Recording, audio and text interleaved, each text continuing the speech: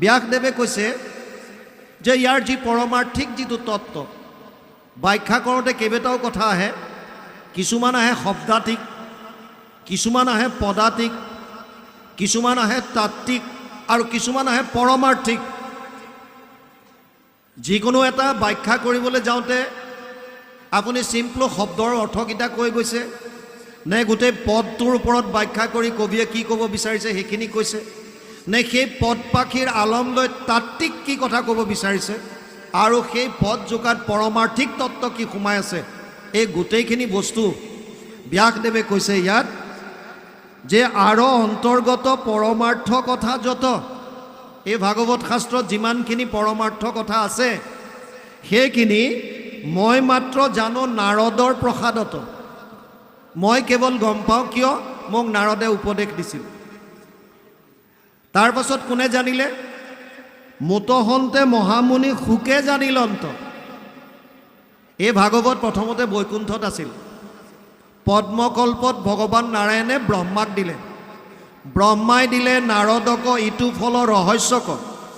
নাৰদে ব্যাসক আনি দিলা, তিলেকো নগৈল ভাগি ইডালি সিডালি কৰি শুকমুখে ভূমিত পৰিলা। তাৰমানে ভগৱান নাৰায়ণে ব্ৰহ্মাক দিলে, ব্ৰহ্মাই নাৰদক দিলে, নাৰদে ব্যাসক দিলে, ব্যাসে শুকক দিলে, শুকে পৰীক্ষিত কোৱাৰ চলেৰে আমিবিলাকক দিলে। আৰু সেই সভাতে সুতমুনি আছিল আৰু সুতমুনিক আঙুলি টোৱাই ক'লে যে হে সুতমুনি, তুমি নৈমিষাৰ অন্যত শৌনক আদি ঋষি সমস্তক এই ভাগৱতৰ কথা ক'বা।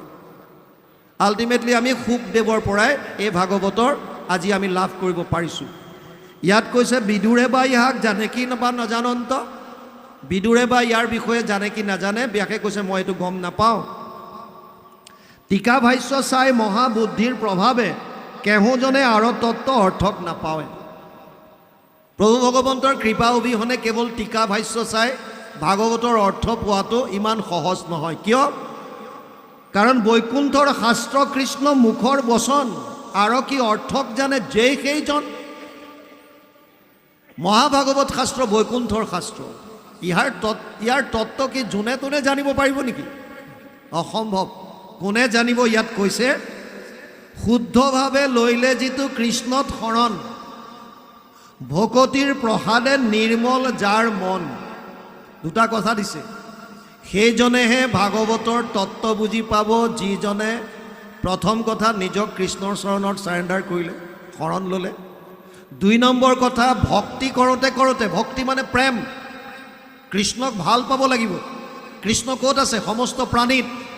গতিকে সমস্ত প্ৰাণীৰ প্ৰতি প্ৰেম যেতিয়া হ'ব, সকলো প্ৰাণীক যেতিয়া গছ বন তৰু লতা তৃণ জীৱ জন্তু কুকুৰ মেকুৰী গাধ ঘোঁৰা বিশেষত মনুষ্যগণত যিটো নৰে বিষ্ণু বুদ্ধি কৰি সৰ্বদাই মান্য কৰে, সকলোকে যেতিয়া ভাল পাব তেতিয়া তেওঁৰ অন্তৰখন শুদ্ধ হ'ব। ভকতিৰ প্ৰসাদে নিৰ্মল যাৰ মন, সেইজনেহে শিশি মহাজনে আৰু তত্ত্বক জানয়, ভাগৱত পুৰাণৰ কহিলো নিৰ্ণয়। সেইজনেহে ইয়াৰ তত্ত্বটো বুজিব পাৰিব। আৰু ভাগৱত মহাপুৰাণে এই কথাটোকে কৈছে। তাৰ পাছত কৈছে জানিয়া কৃষ্ণত কৰা একান্তে ভকতি, কলিযুগে কৃষ্ণ নাম কীৰ্তনেহে গতি। সেইকাৰণে সকলোকে এটা উপদেশ দিছে যে কৃষ্ণত শৰণ লোৱা, কৃষ্ণৰ ভক্তি কৰা। এটা ডাঙৰ কথা, এটা শাস্ত্ৰৰ উত্তম 2খন গ্ৰন্থ, এখন হৈছে গীতা আৰু আনখন হৈছে ভাগৱত। গীতাত কি কৈছে? 700 শ্লোকৰ শেষত ভগৱান কৃষ্ণই গীতাত অৰ্জুনক কৈছে সৰ্বগুহ্যতমম ভূয় শৃণুমে পৰমম বচ ইষ্টসীমে দৃঢ়মিতি ততো বক্সামিতে। তোক এতিয়া মই গোপনীয়ৰ পৰা গোপনীয় কথাটো কওঁ, শুন, কাৰণ তই মোৰ অতি মৰমৰ। কি ক'লে? সৰ্বধৰ্মান পৰিত্যাজ্য মাম একম শৰণম ব্ৰজ অহম ত্ব সৰ্ব পাপেভ্যো মোক্ষয়িষ্যামি মা শুচ। 8 অধ্যায় 66 নম্বৰ শ্লোক গীতা। সৰ্বধৰ্ম এৰি এক শৰণ সাক্ষাৎ, সুদৃঢ় বিশ্বাসে সখী লৈ কোৱা মাত, নকৰিবা ভয় হেৰা কৰোঁ অংগীকাৰ, সমস্ত পাপত মই কৰিব নিস্তাৰ। অৰ্জুনক কৈছে চব বাদ দি পেলাই মুঠ শৰণ ল। গীতাৰ সাৰ এতিয়া কোনোবাই যদি কয় যে মই গীতা মানো কিন্তু মই কৃষ্ণত শৰণ নলওঁ, কি লাভ হ'ব? আপুনি যদি গীতা শাস্ত্ৰ মানো বুলি কয়, গীতাৰ পাঠ কৰাইছে, গীতা শুনিছে, কিন্তু আপুনি কৃষ্ণত শৰণ নলওঁ বুলি কয়, তে তাৰ পৰা কি লাভ হ'ল? গীতাৰ সাৰ হৈছে সৰ্বধৰ্মান পৰিত্যাজ্য মাম একম শৰণম ব্ৰজ, কেৱল মোত শৰণ লওঁ, এইটো গীতাৰ সাৰ। আৰু ভাগৱতত কি আছে? 18,000 শ্লোক। শেষৰ শ্লোকটোত কৈছে নাম সংকীৰ্তনম য়স্য সৰ্ব পাপ প্ৰণাশনম প্ৰণামো দুঃখ সমানাত্ম নমামি হৰিম পৰম। 12, 13, 23 দ্বাদশ স্কন্ধ 13 অধ্যায় 23 নম্বৰ শ্লোক ভাগৱত।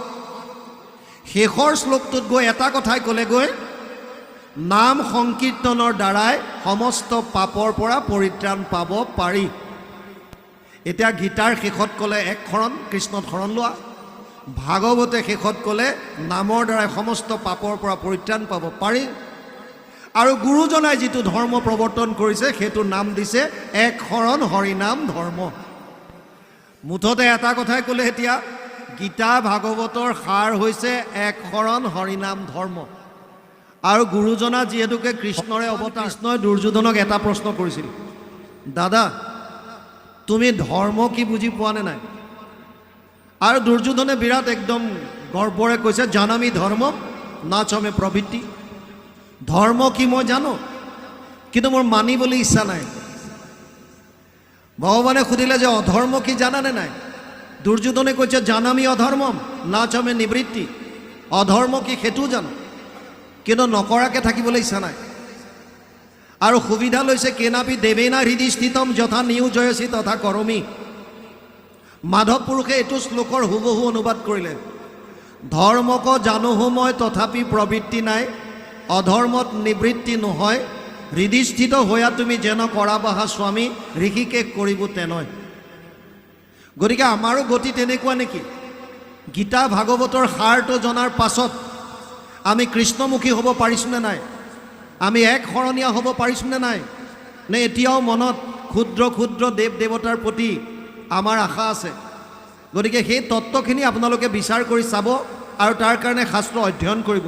ৰন্তু শইকীয়াই কি কৈছে এইটো পিছৰ কথা, গীতা ভাগৱতে কি কৈছে আগতে সেইটো বুজি ল'ব আৰু তাৰ কাৰণে অধ্যয়ন কৰক। ভয় নকৰিব। কোনোৱে কয় যে ভাগৱত ঘৰত ৰাখিব নাপায়, চব মিছা, ৰাখক। শাস্ত্ৰ অধ্যয়ন কৰাৰ দুটা নিয়ম আছে। এটা হৈছে চৈতন্য কৰি প্ৰপাৰ নীতি নিয়মৰ মাজেৰে। ঘৰত যদি গুৰুগৃহ আছে, নামঘৰ আছে, নামঘৰৰ ভিতৰত যিভাগ শাস্ত্ৰ আছে তাক নীতি নিয়মৰ মাজেদি পাঠ কৰক। কিন্তু যদি আপুনি জানিব বিচাৰিছে, আপোনাৰ পঢ়া টেবুলত আছে, আপুনি চকীত বহিও পঢ়ক, কোনো কথা নাই। জানিবৰ কাৰণে বিচনাত শুই শুই পঢ়ক, কোনো আপত্তি নাই।